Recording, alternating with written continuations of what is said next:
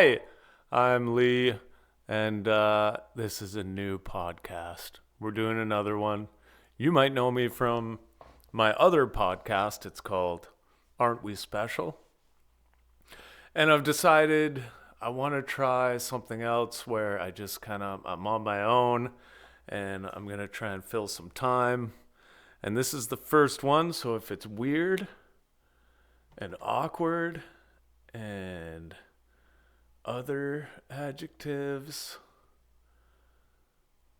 I don't know. We're gonna have to get through it together because already it's weird because I'm gonna kill that. I had my voice in the headphones and I'm not digging it at all. I'm not gonna do headphones. Also, I'm engineering this whilst we roll, so I'm just checking for levels. Pretty good. I think I have pretty good levels. You might notice that this podcast actually sounds better than the Aren't We Special podcast because I am using a condenser microphone with a pop screen and even a bit of sound treatment. I've got one of them, what do they call them? It hooks up to the microphone stand.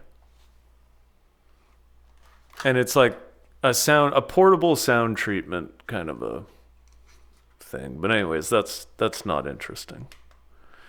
That's not why you guys are here. I'm assuming there's got to be at least 2 listeners.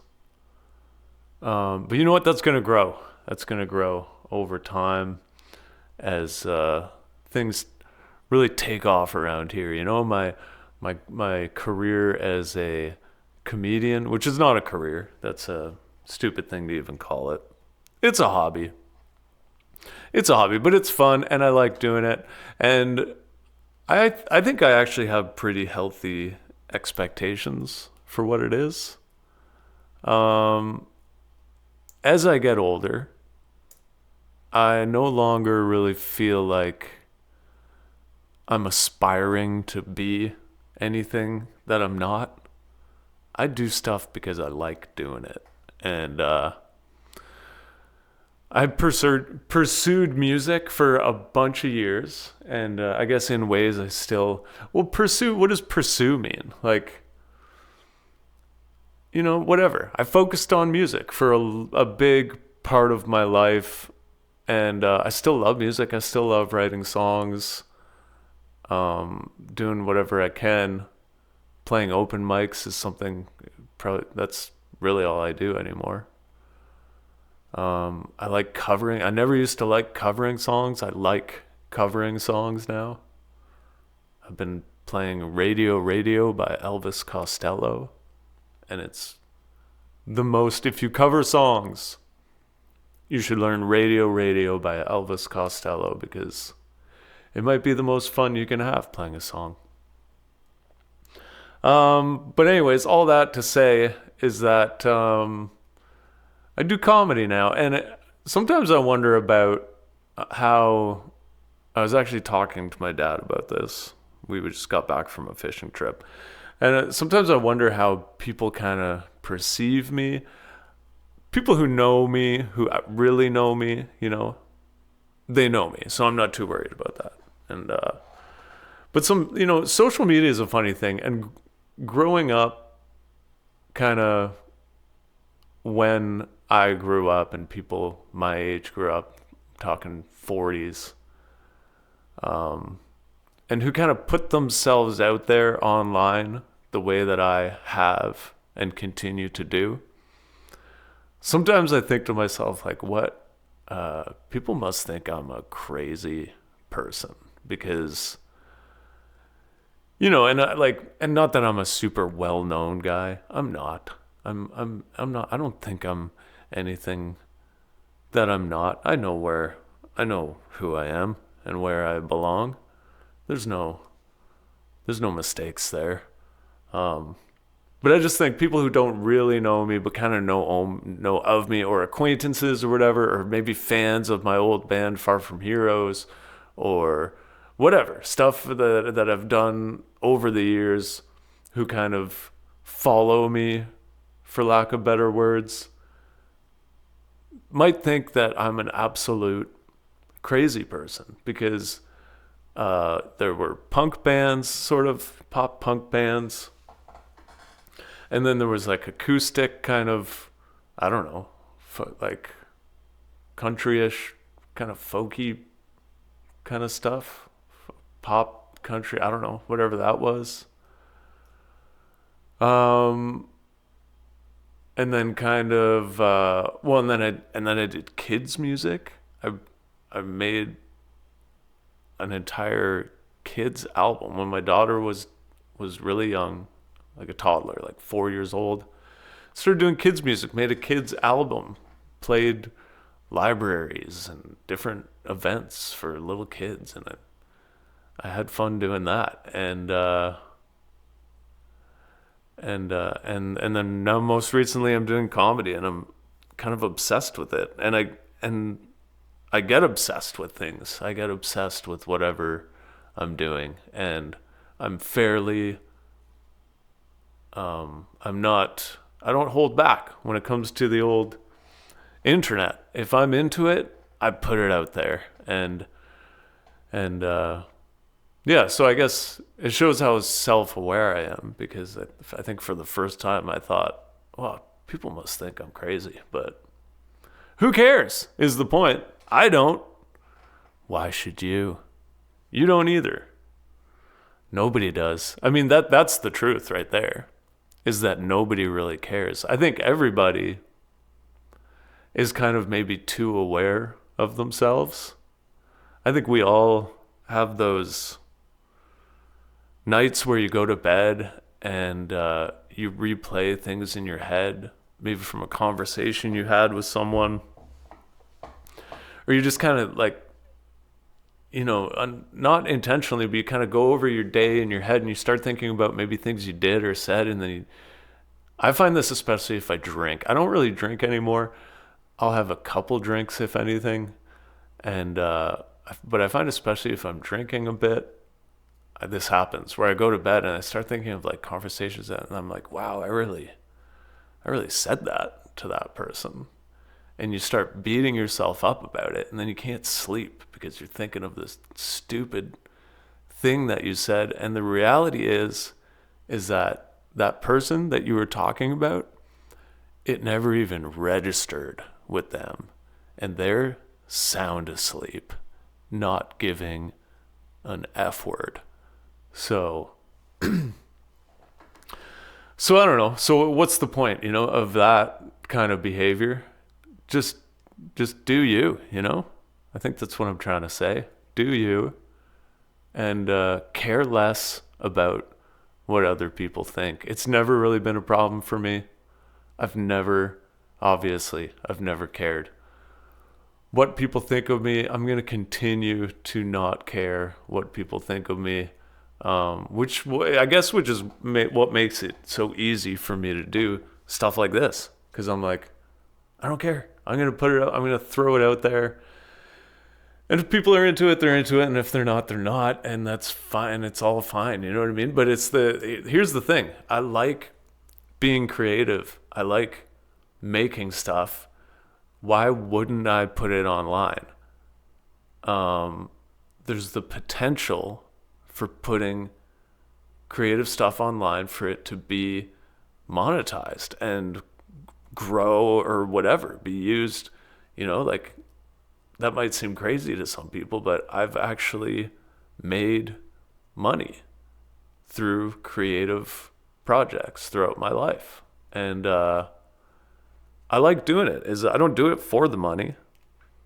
And it's not like I make a lot of money doing this kind of stuff, but whatever. It is what it is. I'm a full-time carpenter right now. I love doing that. I love being a carpenter. It's the first job that I've really enjoyed. I like going to work. I work on new homes, which we're not selling a lot of these days because of, I don't know why, but real estate in I don't know, maybe all of Canada or North America. I don't know. I don't understand real estate. I don't. There's time when I started in 2022, it was we couldn't build homes fast enough. And now I've got a couple units to finish this week actually, and once they're done, that's it. Until we start digging holes and building new homes, I don't know what I'm going to do all summer because no one's buying them, and I don't know what the deal is. But that's not what this podcast is about. Anyways, what is this podcast about? I'm going to call it I've Got the Microphone because you probably heard that smoking hot track at the front. That's from my band Sweet Wrister, and it wasn't written for this podcast. It was just a song that we had, and I was trying to think. I've been thinking about doing a solo podcast, and I was thinking, what kind of a song could I have? What should I call it? One of the names, I was going to call it Lee Service is a Stupid Idiot. Another idea I had was Verbal Diarrhea with Lee Service. But then I remembered that song, and I was like, I could cut a piece of that song and call it I've Got the Microphone. So there it is. It's that easy, folks. If you want to have a if you've ever thought to yourself, I want to have my own podcast, make a song or get someone to make you a song, make up a name. Well, I guess there's a lot to it, I guess, because you would have to have some way of recording it. Anyways, it's easy for me, I guess is what I'm trying to say. I already have the recording software. I already have microphones. I have the ability to make music. I have a creative mind. I'll be really honest with you. Maybe the main reason I'm doing this right now, and by right now I mean it's 4:45 on Monday, July 6th, 2026. And the reason I'm doing this is because I'm trying to quit smoking weed. I've been smoking weed since I was a teenager. Not like non-stop, but I've smoked weed. If you could take all the weed I've smoked in my life and put it in a room, it'd probably be a pretty big room. That's all I'll say about that. And I don't want to smoke weed anymore. And I don't think I've wanted to smoke weed for a long time, but I just keep doing it because they say it's not addictive. That's what they say. I don't know. All I can say about that is that I've not wanted to smoke weed for a very long time. Probably, I don't know, a couple of years, but I just keep doing it. So is that just a habit? I get bored, so I smoke a joint. I don't know, but I'm going to try to stop, and I really want to. I'm going to say that the whole it's not addictive thing is bullshit, because the reason I haven't been able to stop is that it's so easy to get. I work in Kemptville. Kemptville is a small town south of Ottawa, and there are probably at least 5 cannabis dispensaries. So, it's hard to quit. It's like cigarettes, right? It's too easy to get them. My wife is vacuuming upstairs, so you might hear that vacuum. she's a good lady. She might be interrupting me in a little bit because she wants to clean the windows on her house, which, you know, good for her because it's really hot out, super hot out, and I don't want to do it. So she's also better with heights than me. She's very confident with heights, and I don't love heights. Surprisingly, for how long I've been in construction and how many ladders and scissor lifts and roofs and everything I've had to go, I just don't like heights. I'm okay on a ladder or a lift. It's the whole when you have to get off the ladder, like stepping from the ladder onto the roof and then returning. I'm also it's not that I'm that tall. I'm like 6'1" or 6'2", but I got these legs. They're long. I think my proportions are a bit strange. I've got really long legs and a short torso. When I sit down, I also have bad posture. When I sit down, I become significantly shorter than people who are shorter than me because I'm just all legs. I'm all legs, not a lot of torso, bad posture, and I'm no good on a roof. I don't trust these legs. There's too much of them. There's not too many of them. There's only two, that's pretty normal, I think. But they're long, and the balance, and I think maybe as you get older, the balance, and the less you do it, anyways. This is a really roundabout way of saying that my wife is going to clean the high windows on the house because she's comfortable doing it, more comfortable than me. And more than the being comfortable with heights, she has the desire to clean those windows. And I'll be honest, I didn't even notice they were dirty. I really didn't. So, but that's why our house looks so nice. Speaking of our house, we live in the rural gem. I've heard it described as Ottawa's rural gem. Try saying rural with confidence. Rural. It's a stupid word. We live in Ottawa's rural gem, North Gore. And that's pronounced gore, like gore in a movie. But it's spelled Gower. Gower. But we found out pretty quick after moving here that you don't say it that way.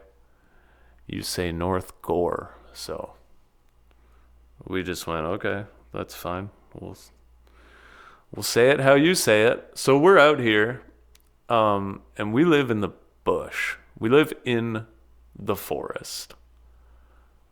It's very private. It's a lovely house. It's very, very private. It's like 2-acre lots, mature trees. And if you don't know Ottawa, Ottawa is very humid. There's a lot of moisture in the air. I don't know if it's because of I have a theory,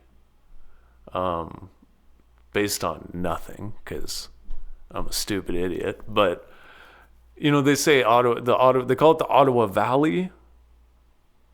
I think that all the humidity gathers in the valley because it's different. I grew up in Sudbury. I lived in Toronto. We moved out here, and it's just different. The temperature, like, it's humid. It's just always humid. When it's cold, it feels 10 degrees colder. When it's hot, it feels 10 degrees hotter. And I think it has to do with humidity getting trapped in the valley. I mean, that makes sense, right? Nooks and crannies, man. It's going to get caught in there. So we're here, and it's like I said, it's a forest. And we absolutely love it out here. I don't want to sound like I don't like where I live. I love this house. I love the privacy. I love a lot of things about it. The thing I don't love about it is the bugs, the mosquitoes. Right now it's deer flies. I think they're deer flies. To be honest, I don't know the difference between deer flies and horse flies and other flies, but I just tend to go by size. I call if they're really big, I might say that's a horse fly. And then if it's kind of smaller, I'll be like, oh, that's probably a deer fly. But point is, outside of my house right now, the flies are insane. Like they start whipping around your head, and my hair is kind of long right now and kind of curly. They get stuck in my hair, and they're just kind of buzzing around in my hair. It's awful. You can't even really go for a walk. The other day I decided I'm going to ride my bike because I'll just go so fast on my bike that the flies won't get me. And I was wrong. I was going as fast as my long, stupid legs could pedal. And they had no problem keeping up with me and getting stuck in my hair and biting. They'll bite you through your shirt too. They'll land on your shirt and just start chewing on your skin. And so anyways, we went for a little boat ride on the weekend. Took my wife and daughter on the boat, and we on the Rideau Canal, and to Kempville Creek. And there's a spot on Kempville Creek that has a dock, and it's a little restaurant. It's called Salamanders in Kempville. And it's pretty fun because we can put our boat in about 5 minutes from our house. Down the road, we hop in the boat. We have a nice little cruise. It takes, I don't know, half an hour, 45 minutes maybe. And then we can go and we can have lunch at Salamanders, or we can just dock up there and go downtown Kempville, grab a coffee, hang out for a bit. It's just a fun thing to do on the weekends. We do it a lot. We go down the other way too, towards Burt's Rapids and Merrickville. If you know the area. If you don't, that means nothing to you. But the point is, we like to go on our boat and make little trips. And anyways, we go to Salamanders, we dock the boat, and we're walking around, and there's this house pretty much right next to Salamanders, and it's on the creek, on Kempville Creek. And for years now, my wife has been commenting on how much she loves this house. Primarily, I think because she likes the color. It's a painted brick home, and it is kind of a cool, kind of greenish color. I don't know what you'd call it, like a kind of like a darker. I have no idea. She would know what to call it. I don't. It's in the green family. And it was for sale, and we started looking in the windows. And as we were snooping, being nosy, checking out this house, this lady pulls in the driveway, and she goes, "Do you guys want to look at it? This is my dad's house." She lived in the apartment next door. She goes, "Do you want to have a look? I can show it to you. My dad's selling it." So we go, "Sure. What's the harm, right?" So we take a look. We go in there.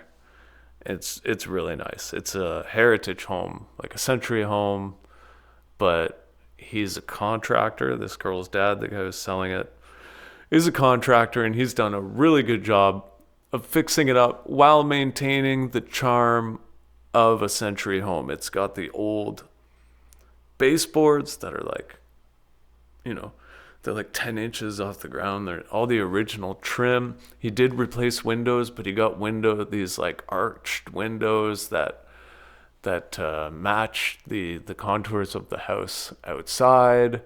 But then it's like, you know, it's got a new furnace, heat pump. He did an addition on the back that's really nice.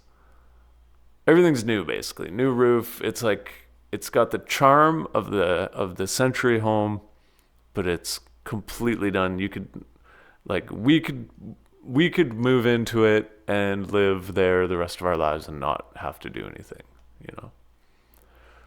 Which is nice because the home we're in now, we love it, but it was built in 1986 and it hasn't had any real major renovations done or anything updated. So, like, I'm sure the roof, you know. But point is, it was appealing in that way. And it's on the water. And we've always kind of said, you know, because we moved around so much before we lived here, we said we're done. We're not moving anymore. Moving is for the birds, and we're done with it. So, but we've always said if something on water came up and it was the right fit, then we would go for it. And so this house is beautiful. It's on the water. The property is gorgeous. You could have a dock out there. I could tie up my boat and not have to launch and bring in my boat every time we want to take the boat out. I could just leave it out for the whole summer. In the winter, I could have an ice shack. I could drag an ice shack out there and ice fish in the winter.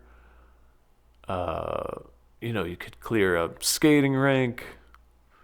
It's the dream. Like, living on water. Let's be real. Living on water is the dream. It's the Canadian dream. So anyways, we got pretty serious about this house, and we even looked at it with the guy and everything. But reality came knocking, and we started looking at the numbers of it all, because this guy wants $900,000 for this house. That's a lot of cheddar. That's a lot of cake. I don't have that kind of cake. I wish I did, because I would love to live there. But I don't. And we thought, you know, maybe we could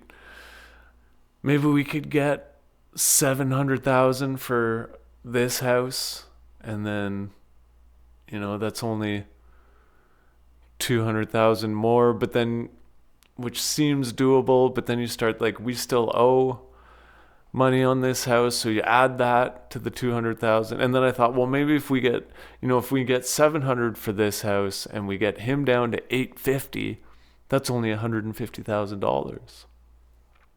But then you take what we still owe on this house, and then, you know, maybe we don't get $700 for this house. Maybe we only get $600. And maybe he doesn't budge from $900. And then with all the fees and everything, and the taxes and the real estate stuff, now you're looking at a $500,000 mortgage, which is not what I want right now. So that was, you know, a little sad, because it was exciting. I'll be honest. We were looking at that house. We were like, you know, walking around talking about where our stuff would go. That's dangerous. Don't ever do that. If you're looking at, if the chances aren't good,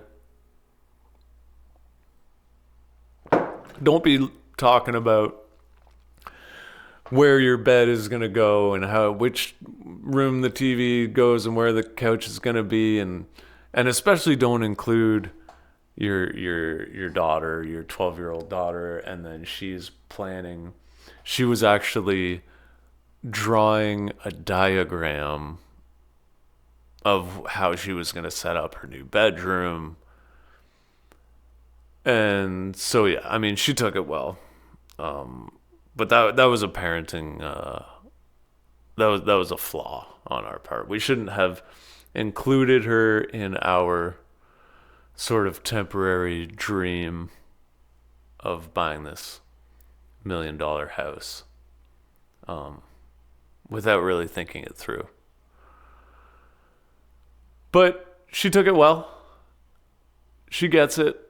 You know, we gotta live within our means. And we're lucky to have what we have, to be honest. We're not lucky. We're blessed. We're blessed, and we've also earned it. We've worked hard. We've worked for a lot of years, and still more to come. And there's going to be stuff to do at this house. We're going to have to. We heat with a wood stove, and that's going to have to be replaced probably in the next few years because it's showing signs. We have a backup furnace, which is original to the home. That's going to have to be replaced. Our air conditioning is original to the home. That's going to have to be replaced. We're going to have to have a new shingles or a steel roof. I'd like to do a steel roof on the house if we're going to be here for the long term. That's going to cost some money. And then there's stuff that you don't have to do, but we'd like to do. Like, for example, this house was built in the 80s. It has parquet flooring. If you don't know what parquet flooring, it's the tiny little slats of wood, and it's real kind of checkerboardy. It gives a real 80s vibe, and it's fine. Like, it doesn't bother me. I would leave it for forever. I don't care. A floor is something you walk on, you know? Why does it need to be anything more than that? Like, what does that say about society? Why am I still wearing headphones? I don't need these. Feels weird to take them off though.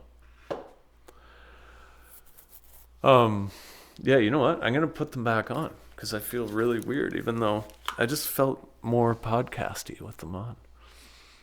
All right, so they're back on. And what was I talking about? Floors.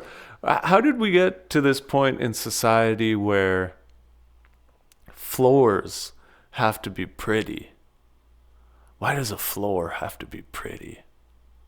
You walk on a floor with your disgusting athlete's foot infected plantar fasciitis and warts, and with your long yellow toenails. It should just be dirt. It's a floor. It's where crumbs fall and things get spilled and your pets throw up on it.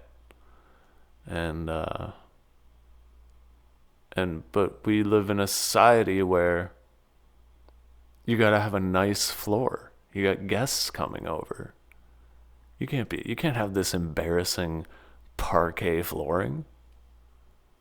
What is this, 1986?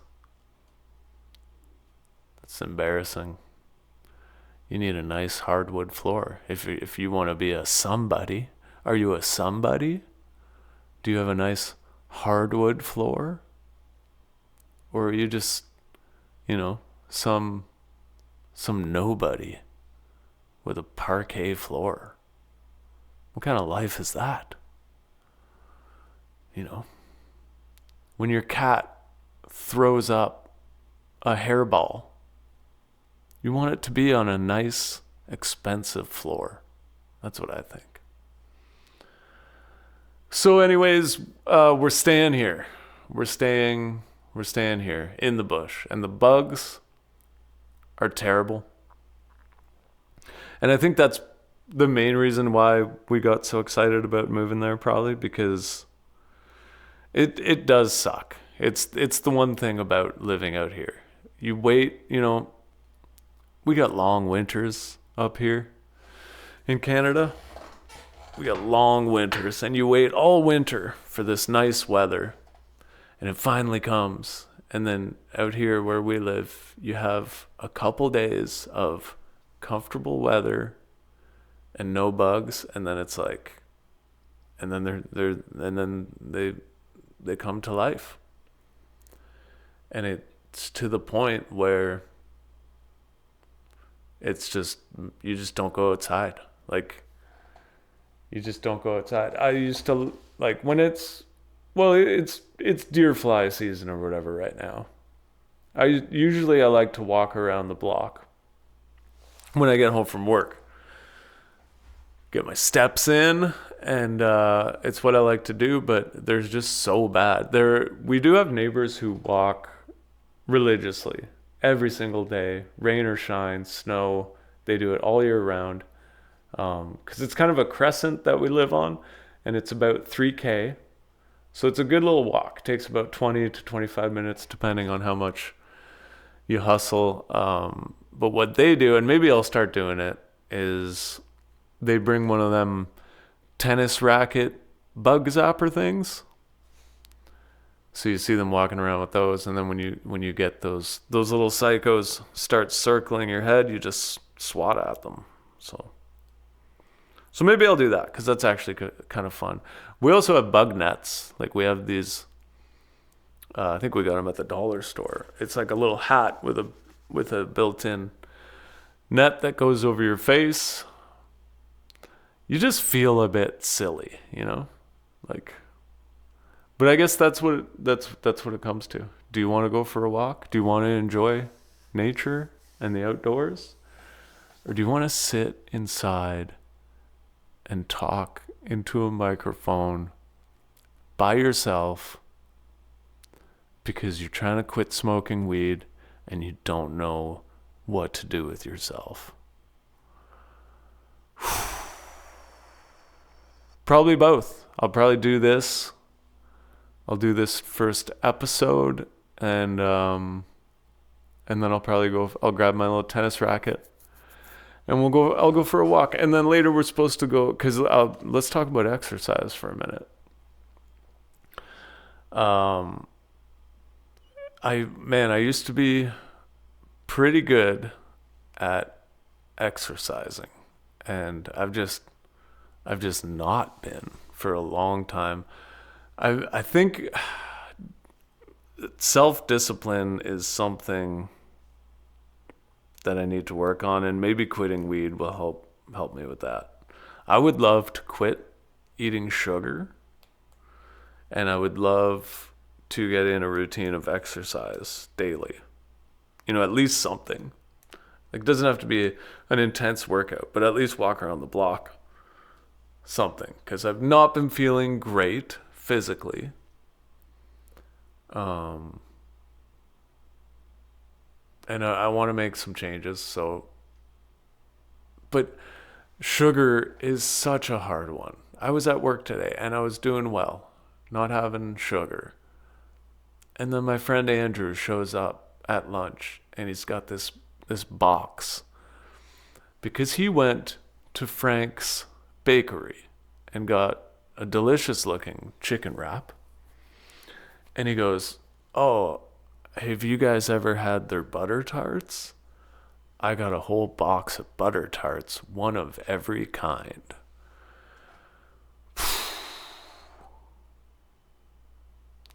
So you're just supposed to say, "No thanks, I don't eat sugar." Is that what you're supposed to do? What are you supposed to do? I had one. I had a butter tart because I'm weak. I'm weak.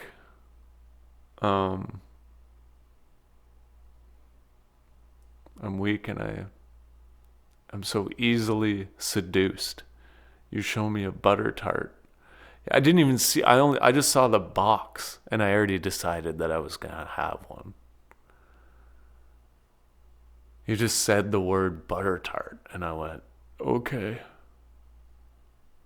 So I got to work on that. We got to work on the sugar intake. What else? And exercise more. So, other than that, things are pretty good. You know, back to the whole house thing. There is a bit of a sense of relief because when you start thinking about moving, you know, having to go through all your stuff, get rid of stuff, how you're going to move everything there, where you're going to put everything. It was a bit smaller than this house, even though it's so expensive. It's so expensive because it's on the water. You want waterfront property, you're paying for it, sister. That's the truth. You can take any home, any old house, and put it on a piece of water. You can add $150,000 easily just because it's on the water. So that's kind of crazy. But yeah, there is a sense of relief that we don't have to deal with all the craziness of moving. So that's good. I mentioned comedy. I'm not doing a lot of comedy this summer because, well, summer's just too busy. I just got back from a fishing trip with my dad. We are doing Hope volleyball this weekend, which is always fun. If you don't know what Hope volleyball is, it's kind of a music festival / volleyball tournament. And I play volleyball with friends in the winter. It's kind of just like a pickup volleyball league, which is a lot of fun on Friday nights, all through the winter in a school gymnasium. So for the past few years, we enter a team into the Hope volleyball thing in Ottawa. It's fun. It's at Mooney's Bay. And I think this year is, so you basically, you play volleyball all day. And then there's like tents, different vendors and stuff like that. A lot of promotional stuff going on. It's a butt cheek festival, really, is what it is. We decided last year they should just call it the Butt Cheek Festival because, I don't know. I'm going to be dating myself here, but, the butt cheeks on the bathing suits, on the women's bathing suits these days. I don't like it. I don't like it for a couple of different reasons. I guess the first reason would be I have a 12-year-old daughter. Why am I so lucky that at the time in history where I have a 12-year-old daughter, the trend is to show your whole butt all the time? Like, I don't know. Am I crazy? Have you guys noticed this? The butts, the butt cheeks, the girls with the butt cheeks. They're out there. And I guess it's kind of like cleavage in a way. But I guess for cleavage, you gotta kind of have a set, you know? Not everybody has like cleavage. Like everybody has cleavage, but you know, there's degrees of cleavage. But everyone's got butt cheeks. Everyone. So you can, you know, it's like butt cleavage or something. But the bathing suits are just, they go right up there. And, it's distracting. And at the same time, it's also like, leave something for the imagination. Um, I'm not saying I want to use my imagination for every time I see a bum, but I think you know what I mean. It's just like, why? Why does there have to be so much butt cheek? I don't know. But there's a lot. There's because the attendance at the Hope volleyball thing skews young. We're definitely my wife and myself and our friends and whoever else from our little volleyball league. I think we definitely are on the older side of the Hope volleyball participants, which is fine. It's still a lot of fun, but yeah, I don't know. I don't know why it bothers me. Like, it's just too much. Yeah, I thought I had more of a put together thought about it, but I guess I don't. But anyways, if you like butt cheeks, Hope Volleyball is the place to see them. So that's next weekend. So that's fun, and then and musically the is Chaos and USS are playing, that's kind of fun. It's always like a Canadian kind of thing. Last year it was Glorious Sons. The year before that it was the Trues. And that was pretty sweet because my friend Theo and ex Far From Heroes drummer Theo now plays for the Trues, so got to hang out with my old bud Theo at Hope Volleyball, and that was fun.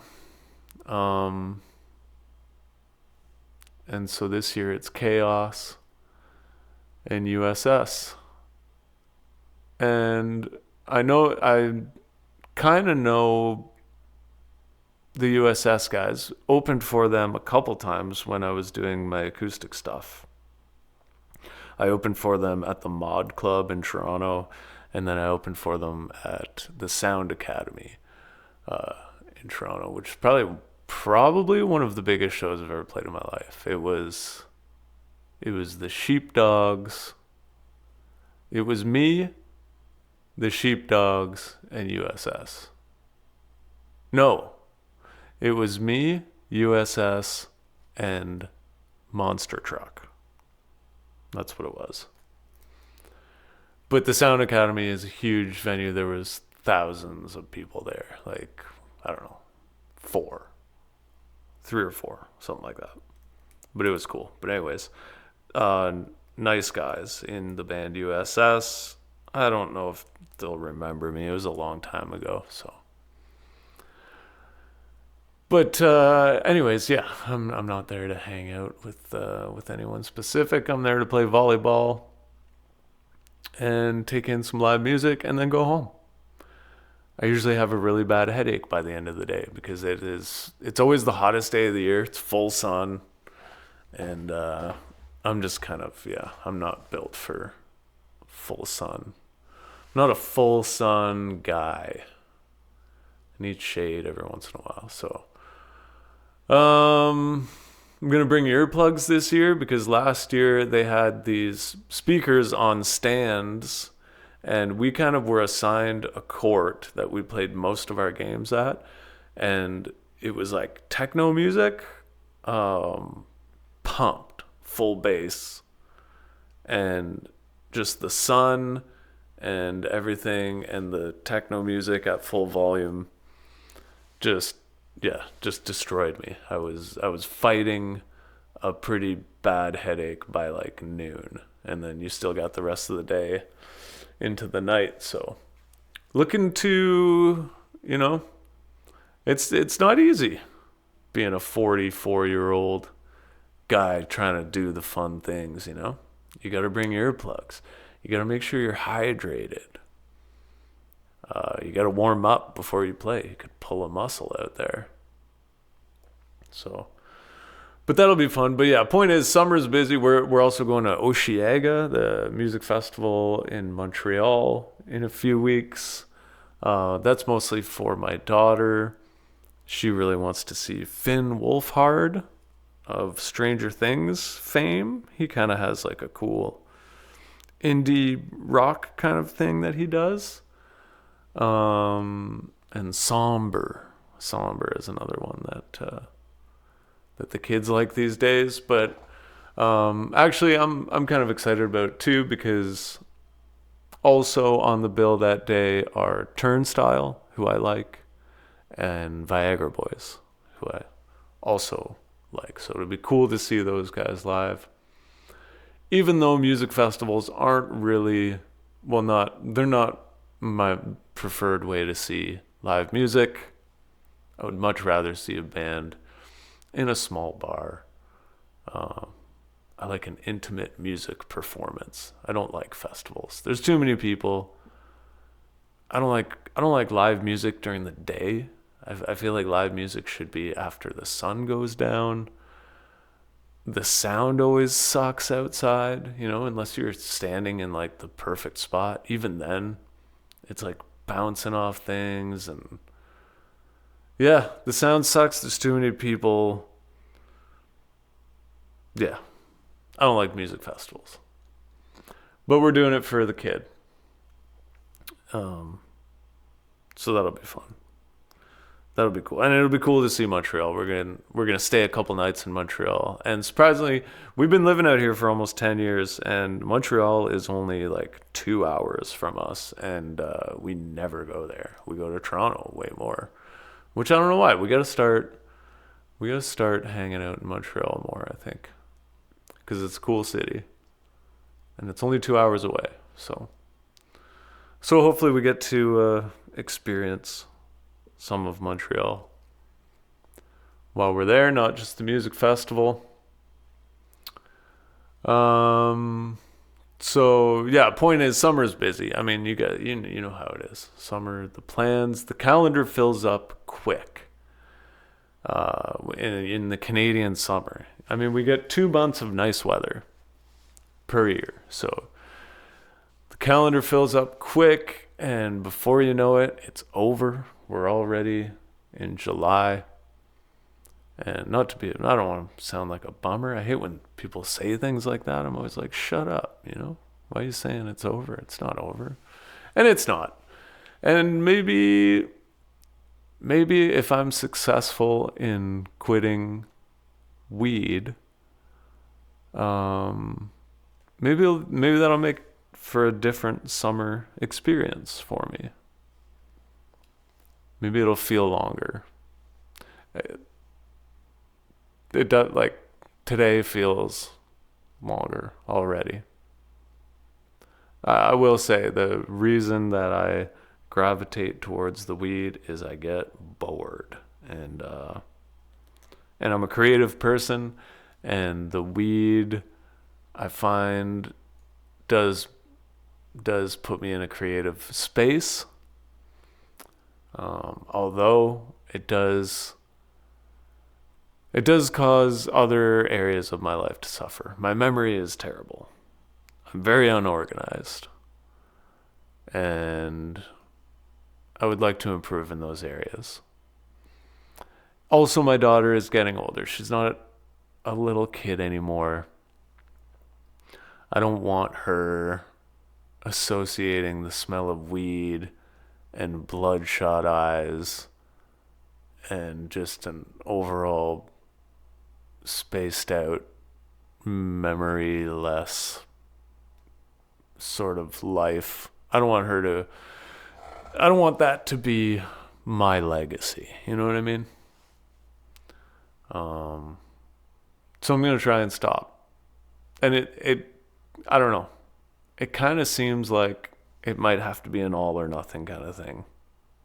Because the thing is, if you partake of the cannabis like I do, or like I have, it's the kind of thing where if you don't do it kind of regularly, and then you go, oh, I'm hanging out with some friends tonight, we're going to have a couple drinks and a fire or something, and you haven't smoked, say you haven't smoked in like a week or two, and then okay, I'm going to smoke this little joint, and it'll add to my experience of hanging out with my friends, but you haven't smoked in a while, and it hits you like a truck. And then sometimes it's not even a good experience because you're like, I feel too high. And not a lot of my friends smoke weed, to be honest. I'm kind of, out of my friends who we hang out with regularly, I'm really the only one who smokes weed. So it kind of puts me on a different plane than everyone else. And so I'm gonna try and kick it, and I'm gonna see how that goes, and it might be good because I feel like I'm already getting more productive. Like yesterday, I uploaded a clip from one of my stand-up sets, and I put it on YouTube and Facebook and Instagram, and actually it got quite a bit of love.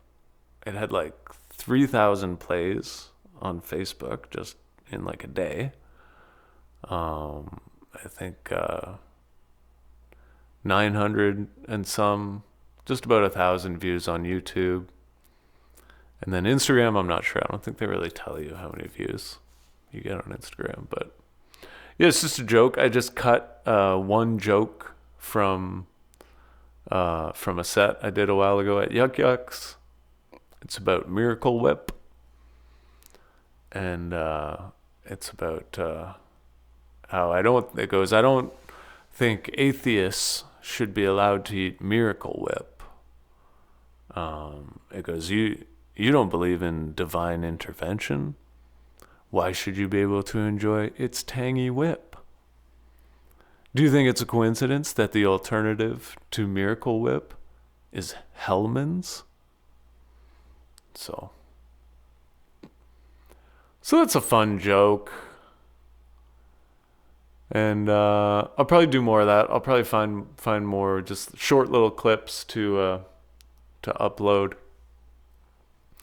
And I don't know, because it's fun, and maybe generate a bit of interest in myself as a comedian that could potentially inspire people to come out and see me when I do perform, which I'm not doing a lot of this summer.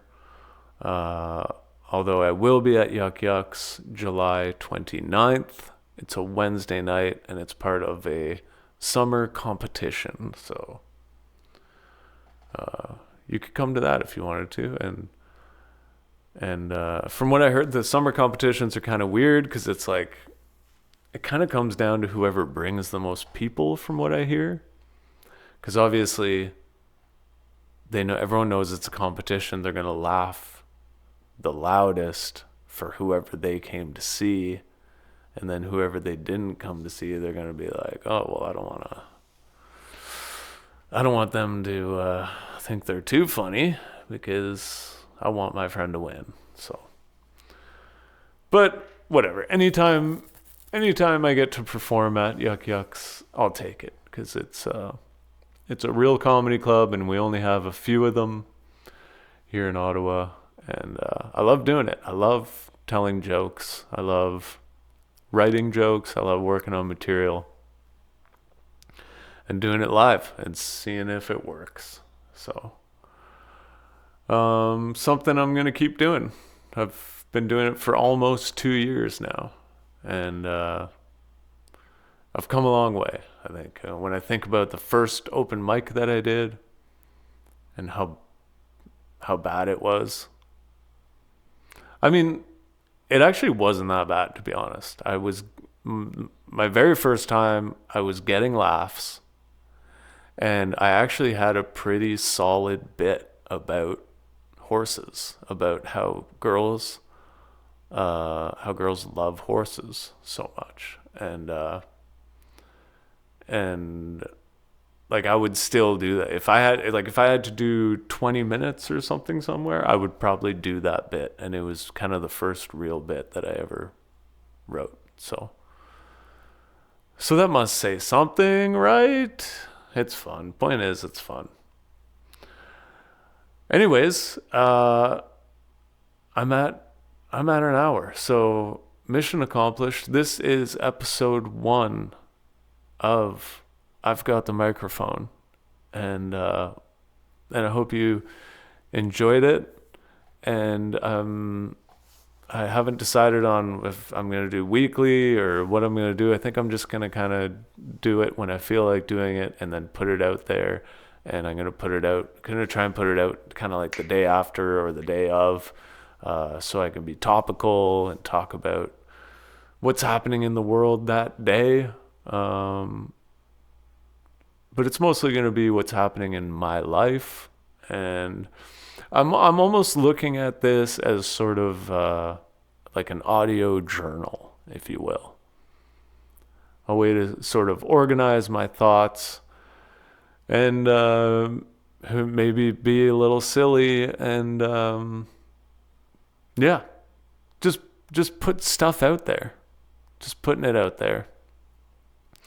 So anyways, I hope you liked it, and if you did, whatever, give me a follow on whatever platform, or a like, or a subscribe, or whatever. You don't have to, but if you want to, do it.